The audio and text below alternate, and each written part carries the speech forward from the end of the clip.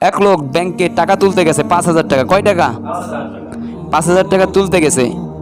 ইতিমধ্যে সে দেখলো লাইনে লাইনে দাঁড়িয়ে আছে। তার সামনের একজন ব্যক্তি, সেই ব্যক্তি লিখতেছে সে 50 লক্ষ টাকা উঠাবে। তিনি লিখলো 50 লক্ষ মাত্র। যত বড়ই অঙ্ক হোক না কেন, যত বেশি টাকাই হোক না কেন, লাস্টে লিখতে হয় কি মাত্র। এখন তার পিছনে যে লোকটা ছিল যে 5,000 টাকা তুলতে যাবে, তিনি তার ওই চেকের ভিতরে লিখলো 5,000 টাকা নাই।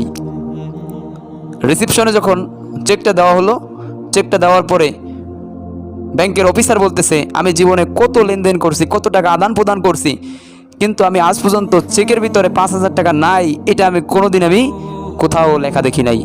কারণ কি? আপনি 5,000 টাকা মাত্র না লিখে আপনি নাই লিখলেন, কারণ কি? সে ব্যক্তি বলতেছে, স্যার, আমার আগে একজন ব্যক্তি সে 50 লক্ষ টাকা উঠাইছে, সে সেই 50 লক্ষর পাশেই লিখে দিয়েছে 50 লক্ষ মাত্র। তাহলে আমার এই 5,000 টাকা, সেই 50 লক্ষর কাছে তো আমার এই 5,000 টাকা তো নাই, এজন্য আমি লিখে দিলাম 5,000 টাকা নাই, 5,000 টাকা নাই।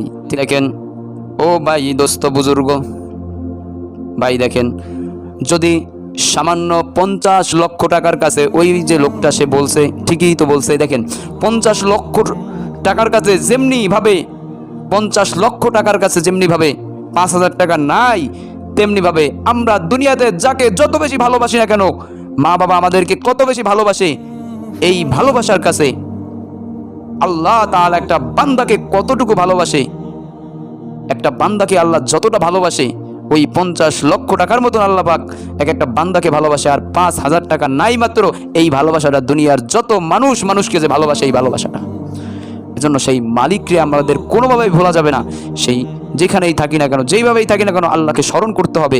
আল্লাহ পাক আমাদেরকে অনেক ভালোবাসেন এবং আমরা যা চাইবো আল্লাহর কাছে, আমরা যা চাইবো একদিন হয় দুনিয়ায় নয় আখিরাতে, যে কোনো সময় আল্লাহ পাক আমাদেরকে সেগুলো দিয়ে দিবেন।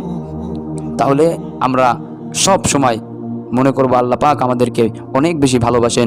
লা তাহনাতু মির রাহমাতিল্লাহ, আল্লাহ পাক বলেন লা তাহনাতু মির রাহমাতিল্লাহ, তোমরা আমার রহমত থেকে নিরাশ হয়ো না। ইন্নাল্লাহা ইয়াগফিরুয যুনুবা জামিয়া, নিশ্চয়ই আমি তোমাদেরকে ক্ষমা করে দিব।